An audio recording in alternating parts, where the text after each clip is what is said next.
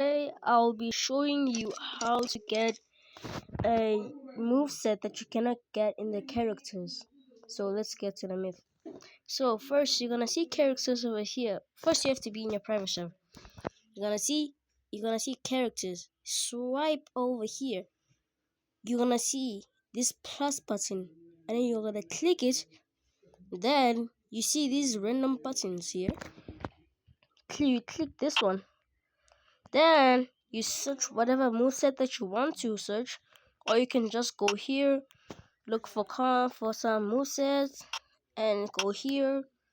Then you're gonna see some like specifically like Flower, Magalo, Yuji, stuff like that, and Dark Void and stuff like that.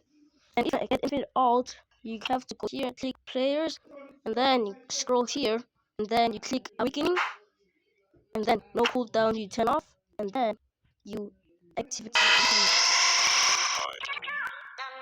see my ultimate Dark Void. So if you want this, comment down your name and click it.